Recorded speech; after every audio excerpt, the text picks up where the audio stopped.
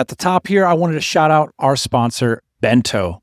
So many TMBA listeners are using Bento because it's a solid, no BS email and automation platform built for how founders are actually running businesses in the AI era. If you're already sending real volume of email and want something simpler and more effective, check them out at bentonow.com/TMBA. Happy Thursday morning, everybody. Welcome back to the Tropical MBA podcast. This is a show where we talk about building a business where you can control your wealth, your location, and your time, aka multiple currencies. Not to be confused with, what's that great REM song? Strange currencies. Strange currencies. It's pretty strange, actually, some of it. Strange. Welcome back to the podcast. My co-hostess with the mostest. Ian, how you doing? Yo, I'm doing great. Can you hear me okay? Is my microphone set up? I got this new serious... You got a new setup? I got a new serious piece of hardware here. It's routing everything with specific power ports, and it's got blinking lights and stuff. And I don't know. All because Apple refuses to put an extra port or two on their computers. We can have satellites in space doing data centers, but we cannot have plugs on the side of our laptops. Got to make it thin. We don't know why we have to make it so thin. There's no space requirements in my life that my laptop has to be a millimeter thinner, but that's where we're at. Today, we're going to talk about how can we spend money to make money in the context of our business. We're going to talk about where you should move in 2026, the perennial conversation. And we'll finish up by talking about some agentic AI uses for online entrepreneurs. First, to get kicked off, Ian, just some news. If you're interested in getting, involved in what we do here at the podcast, we've got 3 big events coming up this year in Mexico, Barcelona, and Bangkok, respectively, as well as many events every single month in our private community, the Dynamite Circle. So I just wanted to shout that out because when I wake up in the morning, that's what I see. I see people registering for these events. I see business names and domains and teams and amazing founders, and they're excited to come, especially to Mexico, which is coming up in May. Right on. Also, this month we have members meeting in Taipei and Lisbon. Very cool. One of the things we did was we surveyed the audience. So I'm going to pull these survey numbers up for you about the types of conversations that we're going to be having in Mexico specifically, based on popular votes. So the 2 most popular topics voted for so far are AI agents and business data and numbers. Yeah. And I'll just list off some of the other popular ones: personal finance, hiring and AI, business buying and selling at 31%, email marketing at 29%, tax hacking at 34%, legal tax It's all hacking. legal tax hacking. AI, that's obvious that everyone wants to talk about that. But then the number 2 here on the list is business data and numbers. And I wonder if business data and numbers is informed by the AI, because that is like the most boring thing ever. Business data and numbers. Like, we just want to work on cool and hang out in Barcelona, right? What's this business data and numbers stuff? You're the master of the seg. Master seg. That is our first segment. How can I spend money to speed things up in the business? A very baseline, simple conversation, but something that we faced a few years ago when we were a little bit unclear about where all the money was in our business. And so we declared that we were going to get financial professionals involved, which we did through a part-time basis using qualified professionals. We've had a few now that have come in and at a controller, CFO level and told us where every single dollar is in our business, so we know what's going on. We took it a step further. We started doing monthly business reviews. This is what this product's doing. This is what this product's doing.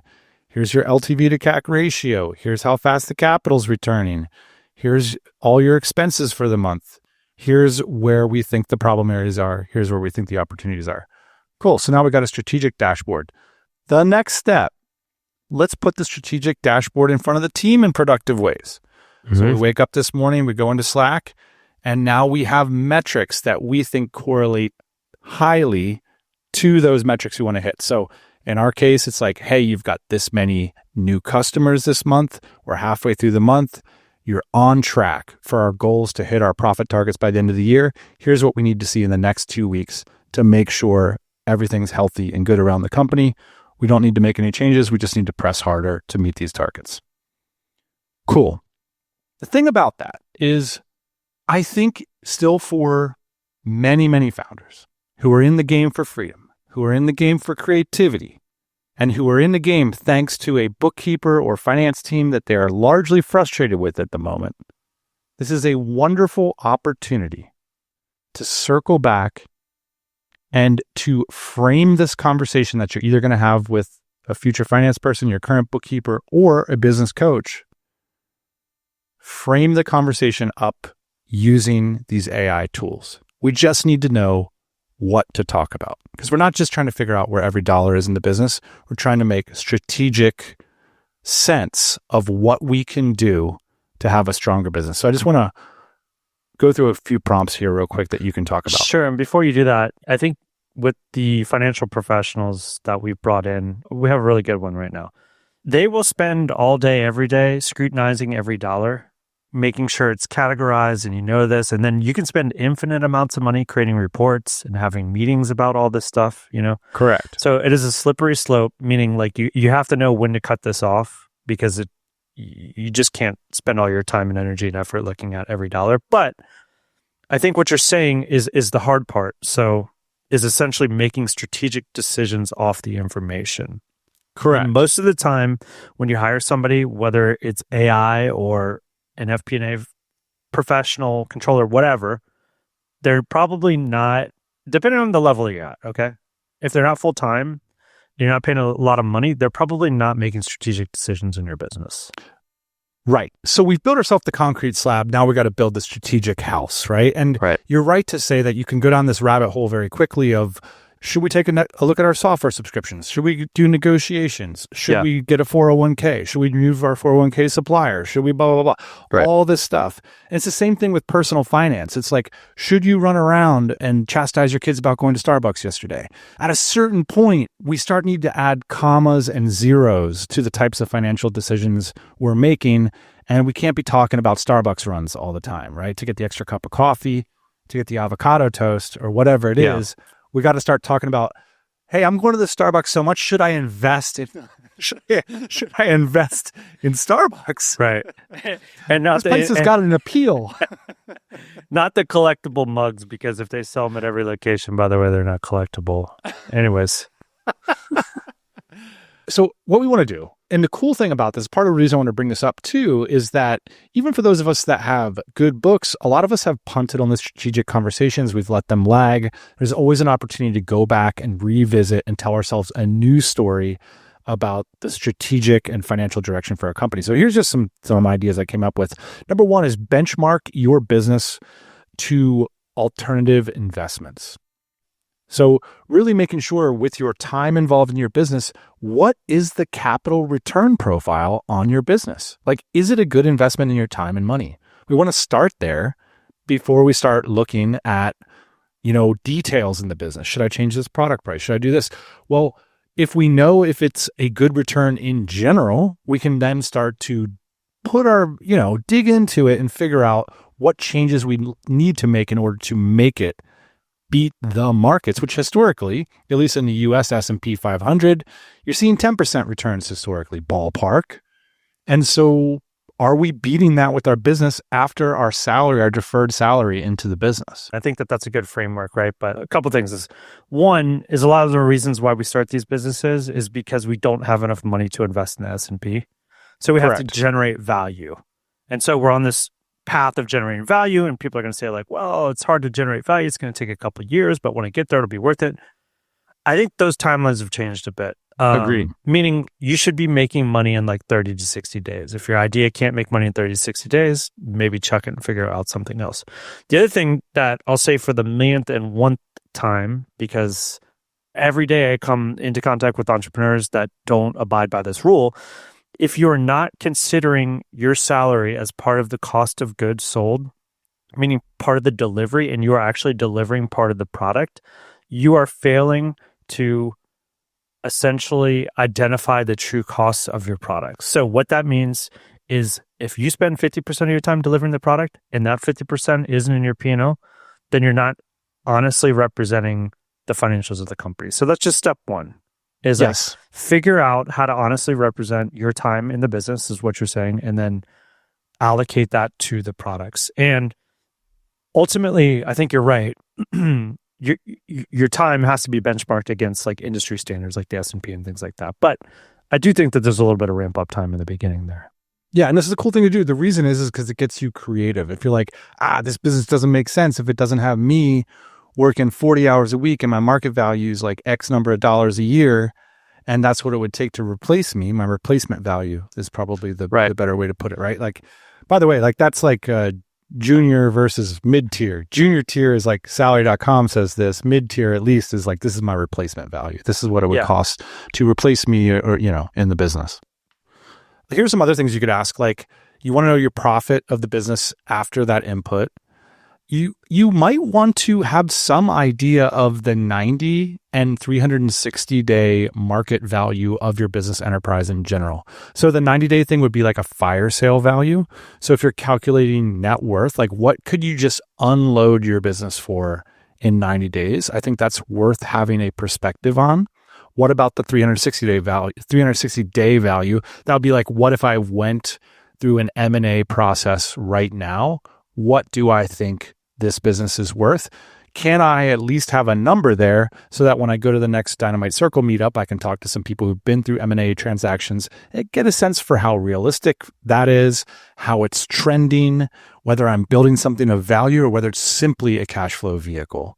And I'm just going to get like some very small multiple of cash flow forwarded to me. It would, like for a lot of our businesses, not maybe the majority, but for some of them, they wouldn't even be worth selling. And the reason this is valuable to know, to have a perspective about, is because you are plowing your time into it, a lot of it with future value in mind. Yet for a lot of us, it's vague, right?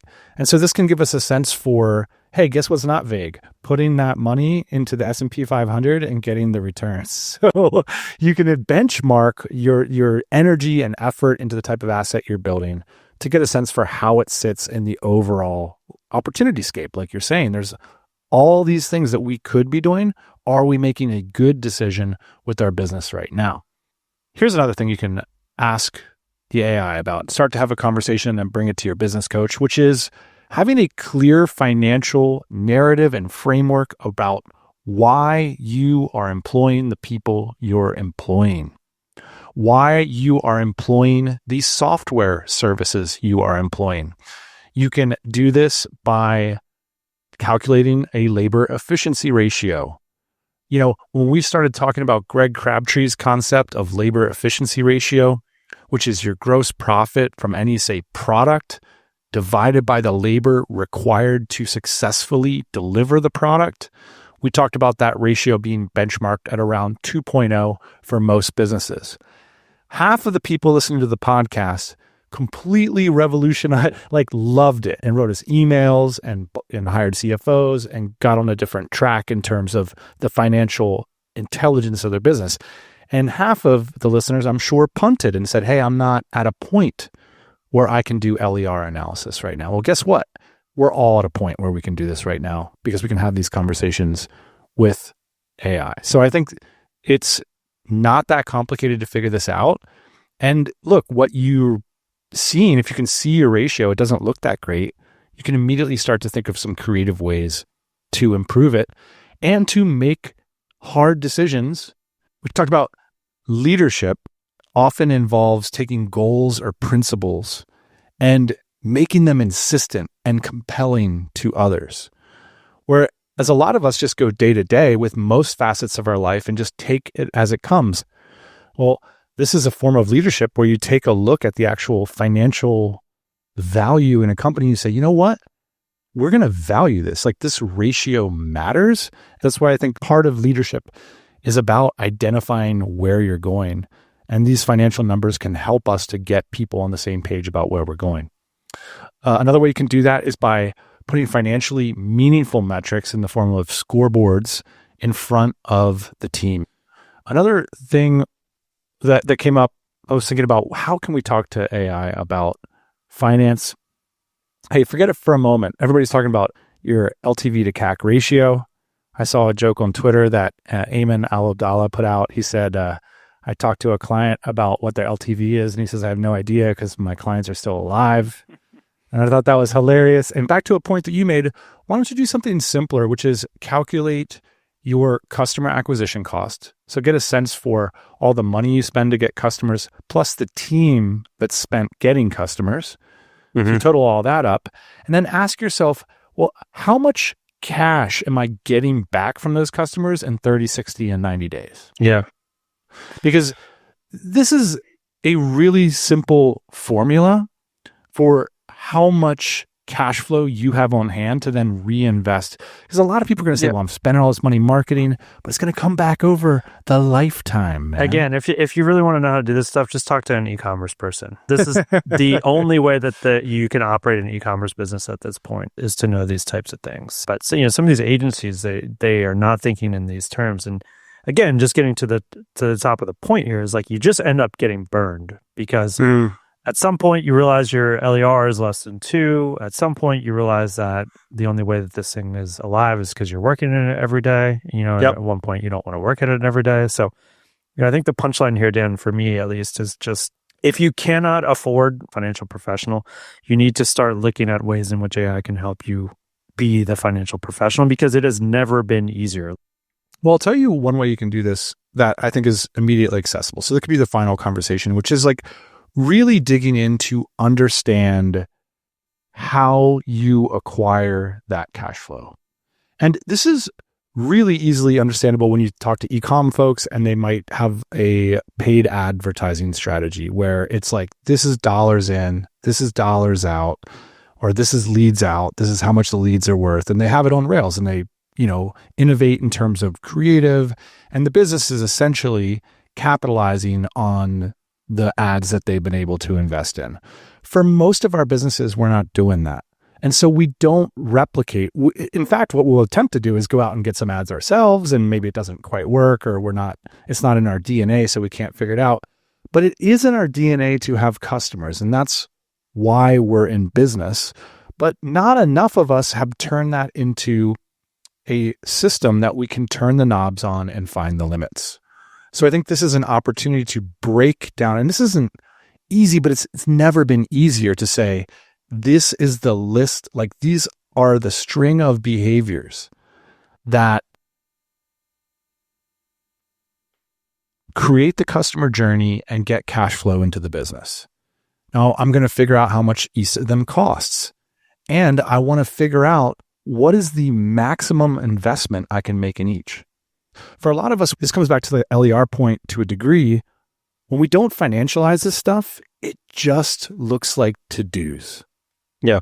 It looks like it's like management by to-do list versus managing systematically and saying, this is a valuable system that can't be limited by how much energy you have today. It ought to be limited by the limit of the system itself. And so, do we need to hire another person? Do we need to make this team member solely focused on this for a while? Like, these are all questions that there's an opportunity in our business all over the place. In every business owner listening to this right now, there is probably a value generation lever that is not being pulled on right now because somebody is tired or because somebody is focused on other stuff. And that's ultimately what we're talking about in the form of a freelancer, a team member, an agentic, a token, whatever it is, to pull the lever and go harder. All right, so how can I spend money to speed things up? I think we start to take on the role of the financial professional in our business with some leverage from LLMs and see if we can't get a clear financial perspective on how good of an investment our business is and how we can get more capital into it versus just increasing everyone's to-do list. We got a question last week. We've brought this question onto ourselves. It is a perennial question. A listener asked us, where should I move? And I was like, clear the table, man. Clear the table. How much time you got? How does one decide? What are some methodologies for determining where to move in 2026 when for many of us who've built a business, you can move almost anywhere? And this is becoming an increasing reality for more and more people around the world. I want to shout out listener Andrew for forwarding this to me. It is from the Substack of Sebastian Barros. He writes, remote work is no longer marginal. Since 2020, the share of employees working remotely, at least part-time, has increased across North America and Europe. In the United States, more than 1/4 of paid workdays are now performed from home. Over 50 countries have introduced digital nomad visas, actively competing for mobile professionals. Work location is becoming flexible by design, not by exception. I think it's an amazing question. Like I saw like a great debate about how good different cities are online this weekend. And I just thought, man, this just keeps coming up. I read a really interesting book from 2005 that prefaced this whole thing, How to Live Well on Less Than You Think, from the New York Times. The core idea is that you don't actually get compensated appropriately for living in a high cost of living city. So your margin, like, yes, you get paid more, but the expenses are so much more that you actually make a lot more money if you live in a medium or low cost of living area. And I think this is something that has occurred to a lot of founders, right? It's like, well, I don't have to have quite the business I would need to have if I was based in San Francisco or New York or Paris or London. And so what I'll do instead is live somewhere a little cheaper and make a lot more money. And so that is certainly one option. So I think cost differential is always a way to a framework to think about. One of the things to keep in mind when you're doing a cost differential is that in most of the location independent case studies that I anecdotally come across, that there's enough switching costs and luxury, like hedonic treadmill stuff that happens, that it's actually a wash. So what you have is like a much more fun life, but you're not actually saving money. You're not actually taking advantage of the cost differential in terms of wealth. You're taking advantage of it in terms of the hedonic treadmill, as the personal finance people say. Yeah. Because you've got switching costs. I'm taking advantage of all the luxuries that are available to me now that weren't available at the old price point. This all makes sense, Dan. I think one of the things that's missing for me so far in this conversation is where your peeps at. Where your people at, man? Like, where are the people that are doing the things that you want to be doing that are interesting to you? Because I think that probably transcends some of this conversation in terms of like the ideas that you can get from people, the time that you spend with them, the values that are exchanged. How far can I get ahead, especially in my business, right? We can talk about the fun stuff too, but especially in my business. Like, are you spending time with people that are having interesting ideas that are spreading into your business? That's like super undervalued, I'd say, in most circles. Like, most people are spending time with their friends and family that have nothing to do with their business. And I think while that pushes your personal life forward and, you know, makes for a lot of ways like probably a great life, if your goal is to try and figure out a way to survive on your own, meaning AKA your business, be an actual founder, not just on LinkedIn, and make real money, like you're going to have to be around other people that are doing that. And like some of that can be done on X. Yeah, you can like follow people and whatnot, but like a lot of that needs to be done next to people in a WeWork or whatever that are running businesses at a DC event, for example, that are running these businesses. So there's like still key locations for that, I feel like, in 2026. Places that are like popping off. Of course, go move to Nashville, essentially, if you want to be a music professional, which I think you might be on your path to being on one day. But like, if you want to do business, like, where are the places that you think you should move in 2026? Yeah. What I think is the most useful framework to think about this, because if you can live anywhere, there's always like the peering over the fence and like, well, what if I just went here? And then you do it again. And well, what if I just went here? And what if I just went here? And that's like pure adventure. And that's totally fun and worth doing. But I get the sense that this question was coming from a different angle, which is like, I want the next decision to be a little bit more right than the last decision. And how do I accept it? And how do I ground it? And how do I stick with it? And how do I know that this is a good decision? And I would agree with you that it's about your peeps and, as you say, the types of relationships that you want to develop. And so one of the things you could ask yourself is, what is the 5-year trajectory of where I want to go and the types of people and relationships I want to build in the next 5 years, and make your decision based on that. There's some really interesting things here. You mentioned friends and family, obviously very important. You could consider health. Health is the most valuable thing, right? Like, then it's family, then it's spirituality, then it's like business or whatever. However you rank these elements in your life, ask yourself, who do I want and need to be relating to in order to get to where I want to go in these categories? And then how do these different location choices serve the trajectory? Not the next 6 months worth of cost savings or fun or adventure. So I'll give you an interesting thing that'll happen if you move to a digital nomad hotspot. So say, for example, you want to pivot your business and you want to get into Agentic AI, and you want to sit around a table where everyone there also just showed up and is into Agentic AI or crypto or whatever it's going to be. There are certain communities and places that you can go where the conversations will be amazing. You'll exchange numbers fast and you'll make fast friends. But often those same tables, if you fast forward 2 years, everyone at that table will be new and or gone. Mm-hmm. And so there's this enormous turnover in terms of the relationships. So for certain moments in life, a 5-year span where you're having a lot of turnover can be amazing. And then there's other spans of life where you're saddened by the fact that there's all new people at the table and that you now have to kind of have we're starting this new thing conversation again. And I think at different parts of your life, there's different conversations. You want and need different things. Yeah. And so anyway, that's a long way of saying there's this social turnover element on different locations, depending on your relationship to that specific place. So my stock answer for this, if someone asked me, where should I live? I would base it on a 5-year trajectory of relationships and what you want them to look like in 5 years.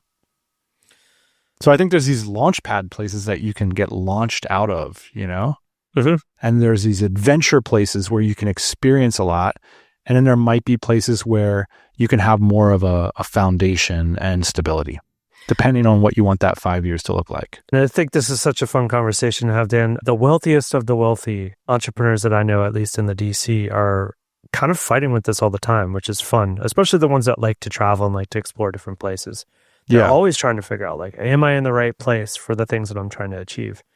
And then again, like, you go to other circles of entrepreneurs and it's like, well, I can't even have this conversation because my network and my business depends on me being in New York City. So one of the cool methodologies I love is just the good old-fashioned snowbirding.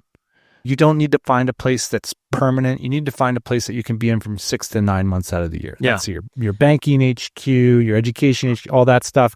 But then you bug out for like a really big portion of the year. That's a great setup. Another hack that I really like is College Town. I like the idea of finding a tertiary city that has like a lot of these elements that we love about high cost of living areas, public transport, walkability, arts, festivals, lots of events and stuff. A lot of people will move to, small college towns to get that. Another interesting loophole is, that like 10 and 20 minute transport time is like really priced into housing. Mm-hmm. So if that's not that important to you because you work remotely for whatever other reason, having access to one of those major centers, but being more than 20 minutes out can also be an interesting hack. I forget, but we're like the first generation that basically can show up to a city and like have a bunch of friends or know a bunch of people. Like, that's a new thing. I moved to Austin over 10 years ago because I knew like 20 DCers in this city.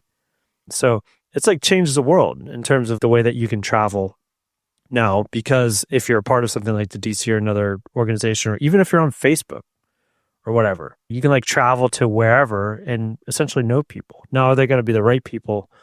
maybe not. But to your point about like springboarding, maybe they're the right people for the next 6 months.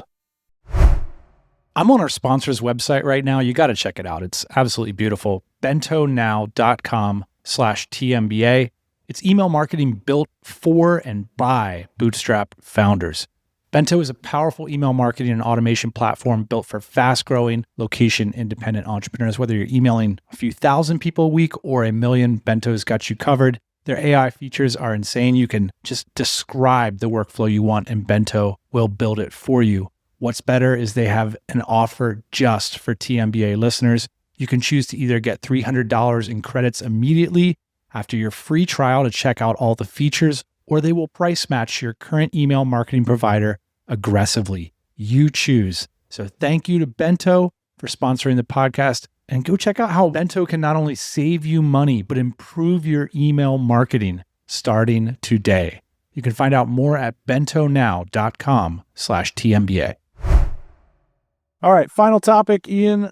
I'm curious about some of what you're seeing as the top uses of Agentic AI amongst remote founders thus far, the things that are interesting to you, compelling. I just want to bring up a few points on this. We got a ton of responses from Elliot coming on the podcast last week and sharing how he rebuilt his entire website in 3 weeks. And so everybody's like sort of poking around trying to figure out how can we use agents to grow better businesses.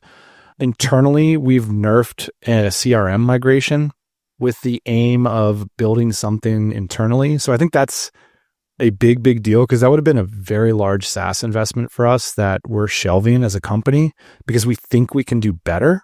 That's kind of crazy. Yeah. I mean, to say that, right? Like I can do better than HubSpot. Essentially, like I'm not going to buy HubSpot because there's like a bunch of features and functions that I'm not going to use. It's expensive, and I think I can replicate it within like a couple of weeks. That's nuts. So there's a programmatic SEO project we're currently working on that maybe we would have hired an agency for in the past, but we're just going to do it internally. And there's some interesting stuff I've seen people do. Like, say you're a YouTuber, you can go back and like reposition all of your old content for the current year. Mm-hmm. So you can go back and like reposition, redistribute. That's interesting. Web design, landing page, digital assets. Seen a lot of that. Seen a lot of spam. There's a lot classic spam. I pulled up this video, which we'll link to in the show notes, of a guest on the Tropical MBA previously, Dan Norris, says, "Watch me replace my bookkeeper with AI." It's really interesting how he's using Claude Cowork to train this person. It's really fascinating because, you know, they're expensive, and he's having to train it as if it were like a junior team member too. Like they're making all kinds of mistakes and it's tedious, which makes me wonder, like if you really want to experiment with this agentic AI, might it be interesting to find like a sandbox business to do it with, where you have like its own machine, its own email account, its own Stripe account, and you just like start from scratch to get a sense for it before you, because I feel like with a lot of these case studies, there's these interesting questions of firewalling. Like, how do I keep it secure? How do I keep it where it needs to be and not like overreaching? The case study Elliot gave last week is I said, delete the last batch of work, and it thought I meant the whole project. So I think that's interesting to make these things more efficient. I think you're going to see a lot of just AI native companies. And I think the next step is you're just going to see agents driving purchasing decisions and purchasing from other agents. It's hard to even know where to start with this, but I wonder like what the role of our businesses will be if it comes to a point which you said, which is essentially AI buys from AI. Because like right now we're like working with AI to like, you know, improve our workflows, or like, oh, there's something I always wanted to do in my business, or oh, what's our DLER? Like figure that out for me. But when you literally have the bots buying from the bots, what will our role be? Will it still be to shame people into thinking they're not good enough, and so therefore they need to buy the AI's product? Will that be our role? It's tough to know. But one of the things that I think is like clear, this thing was going around X the other day that like they only have 30 employees. I don't know if that's true or not, but the part that is true is like every company is again going to have less people in 2026 than it did the previous year. Meaning like these companies are getting run with less people. because the technology is getting better. So your point of like starting an AI native business where like maybe you don't have any people, I think is like, it's pretty possible. This idea of like $1 billion single founder business is like pretty possible at this point. But I think it's like converging on like probably a lot of elimination of jobs. It's narrowing down to what do we need to do on our team to be more competitive? Again, this is the same thing, dude, that happened with manufacturing. If you weren't manufacturing overseas, you became irrelevant or you became non-competitive. And it's the same thing that's happening now, which is like if you have 50 people in your office and they're not using this technology, you're going to get priced out. Yeah. Former presidential candidate and entrepreneur Andrew Yang predicts 50% of the 70 million white-collar jobs in America will be replaced within the next, few years, he said. Yeah. And some of the predictions from other people are like in the next like 6 months to a year. Fascinating. It's just, is it hard to imagine that, we started this episode out with the concept of, yes, you need to ask the right questions strategically, but a lot of us punt on doing it because we don't actually know the information. We don't know our DLER of X division, of Y division. But what if, your executive assistant could have already known all those things because they listened to all the podcasts. They rank ordered the potential effectiveness based on the numbers of your business. They've made the strategic recommendations to you. You've sent off the task with other agents to go do it. Adjust the landing page based on this. Send out memos to the whole team, letting them know in a kind way that this is the new North Star metric. These are the new scoreboard metrics based on the strategic thinking we've done, and that it wouldn't take you, a fraction. I mean, the leverage there of just that picture I'm painting, go listen to these 3 podcasts, rank order the key strategic decisions, deliver a memo to the team. That's the sort of thing that has historically taken us internally like quarters, if not more. That's like boring management stuff. That's not even to talk about taking a website that took years to build and reproducing it in a couple days or weeks. Yeah. Or a project that, going back through like all Tropical MBA content and like putting in new ads and like putting in new creative and repositioning and creating shorts from all of it.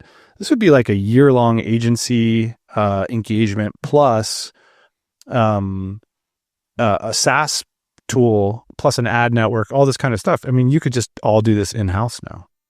And it's pretty interesting to see how people are going to take it. It is, man. And I think it's a good time to remind ourselves to be optimistic. Like we're talking about some like maybe some negative stuff here about like a lot of people losing their jobs and like maybe a lot of businesses not being around, depending on what your business is. We're talking about not buying a SaaS because we can create SaaS in a couple of weeks. But this is also a great time to be optimistic about like what the future is going to look like too, and like how we can participate in it. Like, because we're having this conversation, we're still in the like 1% here. Like this information, this ideology, all this hasn't met the mainstream yet.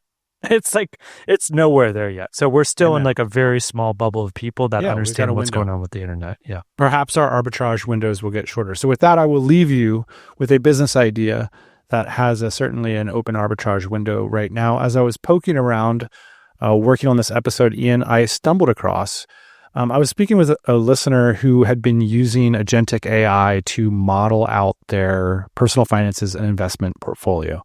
And the things he was doing was really interesting, and he was comparing it to what he was able to do a year ago versus now.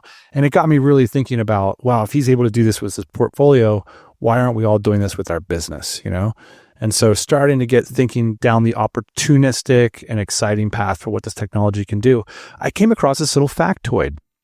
This is reference from highcapitalized.com, which I did not research, but I know the number's big, so I'm just going to trust this number. And if you want to do this business idea, you can figure it out. A recent analysis indicates that there are 32 million forgotten 401k accounts in the United States, holding collectively roughly 2.1 trillion in retirement savings.